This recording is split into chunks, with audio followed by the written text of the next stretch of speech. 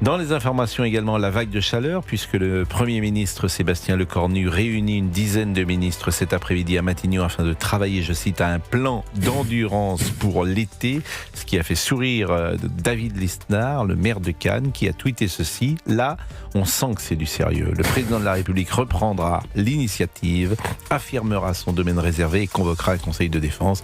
Nous sommes en guerre contre la canicule. La République sera intraitable avec le thermomètre. Ah oui, très bien dit. Mais ça, oui, vous êtes très bien dit. Moi, j'adore. Ne tremblera pas. Je suis d'accord avec vous, mais si c'est dur d'être un homme politique aujourd'hui. Ah bon? Et je suis les premiers, bien évidemment, à attaquer les hommes politiques. Mais si vous ne faites rien, c'est la climatisation. À vos amours.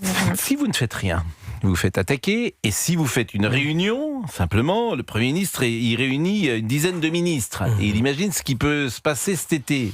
Dans ces cas-là, vous avez David Lisnard qui ironise. Je peux comprendre, bien sûr, l'ironie, mais lui-même est maire de Cannes, il sait que c'est pas facile. Il a raison, c'est pas facile que depuis la grande canicule qui a eu des conséquences dramatiques en France au début des années 2000, et il y a des plans qui sont mis en place, tout est plutôt bien organisé, et puis vu que effectivement les températures peuvent plus grimper que d'autres années, eh bien vous avez finalement une anticipation, vous n'êtes pas obligé de surcommuniquer. Mais anticiper quoi? Vous allez anticiper quoi? Non, mais c'est peut-être la mise en place. Chaleur. Mais non, vous n'anticipez pas la chaleur. Non, ça c'est pas juste. C'est les par exemple, s'il y a des départs d'incendie, combien on a de Canadair, combien on a de pompiers disponibles. Et ça, vous pensez que c'est pas mis en place? Il veut être sûr, le Premier ministre. Il a raison. Il veut être sûr. Il a raison, donc il a raison de faire cette réunion. Sinon, ce qu'il réunion. fait, c'est qu'il passe un coup de téléphone à 2-3 maires. Vous ne validez pas ce qu'a dit. Moi, je partage votre avis. Je pense qu'être Premier ministre, c'est très dur. Qu'il y a déjà eu des ministres qui ont sauté à cause de leur mauvaise réaction en cas de canicule. C'est arrivé en 2003. Voilà. Il s'appelait Mattei, c'était le ministre de la Santé de l'époque. Donc je ne critiquerai pas gratuitement Sébastien Lecornu parce qu'il fait une réunion sur la canicule. Heureusement qu'il est là pour la canicule. Mais je ne dis pas cela non plus. On est assez sévère. En fait, on est tellement sévère sur ce sur quoi on peut agir qu'il y a des choses sur lesquelles il faut admettre que le temps, notamment la météo, il y a une part d'éléments naturels qui agit et que parfois, c'est ainsi, il y a peu de choses à faire. Hélas. Non, mais si vous avez des incendies, vous n'avez pas de Canadair, c'est un sujet quand même. Oui, mais je suis bien d'accord avec vous. Mais c'était la promesse qui a été faite il y a 5 ans. Des Canadair, justement, vous aviez déjà Emmanuel Macron, mais bien sûr. Mais par exemple, la chaleur, je pense qu'elle met en difficulté les personnes âgées qui doivent être très fatiguées. Il y a sans doute plus de gens qui souffrent en ce moment et peut-être même qui décèdent à cause de la chaleur. C'est très difficile, ça fait partie des éléments naturels qu'il est très difficile, hélas, de contrer. Et des gens aussi qui travaillent dans des conditions difficiles. Mais là, on peut imaginer qu'il n'y avait pas de chantier cet après-midi par 40 degrés entre midi et 2 heures. Moi j'ai un ouvrier justement qui m'a envoyé un message hier suite à notre émission et qui me disait que en gros on avait dit n'importe quoi parce que il travaillait. Son téléphone? Oui, mais il n'était pas disponible pour intervenir aujourd'hui, plutôt demain. Donc voilà, il intervient sous 38 degrés, il n'y a aucun emploi du temps qui est adapté.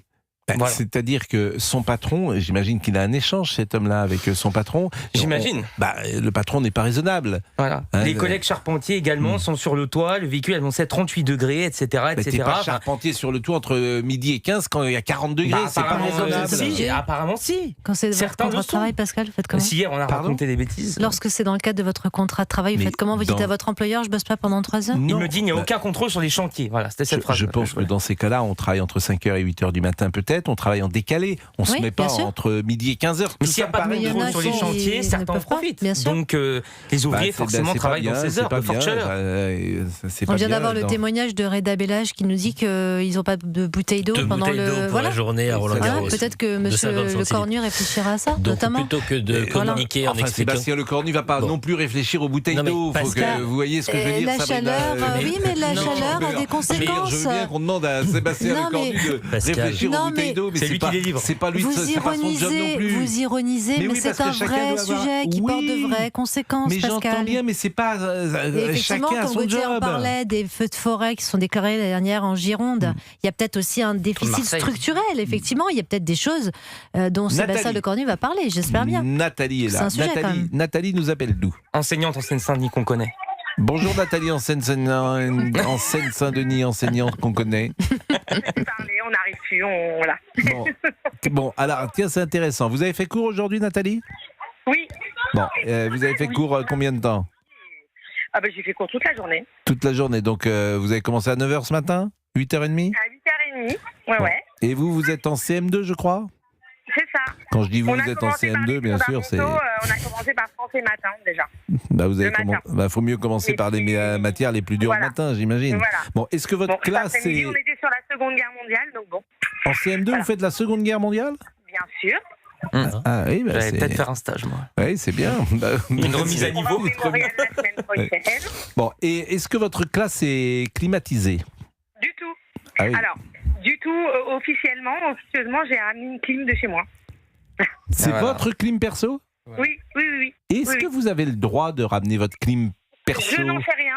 Je n'en sais rien, mais j'ai pris le gauche. De toute façon, je leur ai dit. De toute façon, en début d'année, quand la mairie vient faire son tour pour dire bonjour aux enfants, etc., ils ont vu la clim et je leur ai dit qu'on avait la clim. Parce qu'effectivement, s'il y a un souci majeur, je ne vous le souhaite pas, bien évidemment, mais c'est pas du matériel de l'éducation nationale. Donc les parents qui sont aujourd'hui dans la classe... Les parents, Pardon ? Aujourd'hui, ils me remercient les parents. Mais bien sûr, mais dans ce monde procédurier... vous comprenez ce que je veux dire. Mais une clim seule peut réfrigérer toute une classe ? C'est ce que j'allais vous dire. C'est une clim que j'avais dans une chambre. Après, j'ai installé une clim à la maison complète. Donc, je l'ai enlevée de la maison parce que ça me servait plus. Mais bon, elle rafraîchit pas toute la classe. Elle rafraîchit, le professeur. Non, même pas. Non, je blague. On nous a donné des ventilateurs. J'en ai 3 dans la classe. J'en demande un tous les ans. Donc voilà, mais bon, on fait avec les moyens du bord. Nathalie est avec nous sur l'antenne d'Europe 1. Elle est professeure, professeur des écoles, on dit maintenant, je crois. C'est ça. Professeur des écoles. On nous a donné un brumisateur par classe. Écoutez, c'est déjà bien. Donc Nathalie est avec des élèves de CM2 en Seine-Saint-Denis. Vous aviez un thermomètre dans la classe aujourd'hui ? Alors, moi non, mais mes collègues, mes voisins avaient entre 33 et 35. Bon, que disent les élèves ? Est-ce que ça les amuse ? Est-ce qu'ils se plaignent ? Est-ce qu'ils ils font contre mauvaise fortune bon cœur ? Ils ne se plaignent pas, ça les amuse parce qu'ils ont le droit à leur bouteille d'eau, ils ont le droit à s'asperger un peu avec le brumisateur. Donc, ça ne m'étonne pas du tout. C'est ce que je voulais entendre, que c'est la vie. Voilà, que les gosses, ils s'adaptent, que ça leur fera des souvenirs. Ils vont là-dessus. Comment ? Vous allez être en boucle là-dessus sur cet exemple. Mais je trouve ça. C'est vrai que je suis un peu LAS de cela. Je trouve que c'est la vie. Bien sûr que c'est pas agréable peut-être pendant 3-4 jours parce que c'est effectivement, mais comme dit Nathalie, ils ont un brumisateur, ils ont un peu d'eau, ça change d'attitude. Oui, en revanche, je plains les personnes âgées qui sont dans des hôpitaux. Ça, c'est une catastrophe. C'est catastrophique. Que voulez-vous dire, Olivier J'ai reçu un message justement à l'instant sur Instagram. Bonjour, je viens de vous entendre concernant la chaleur. Je confirme, je sors d'un magasin, je ne vais pas donner l'enseigne, qui fait des travaux à l'extérieur. Il fait 49 degrés au soleil et les hommes sont sur le toit pour finir les travaux, etc. En ce moment.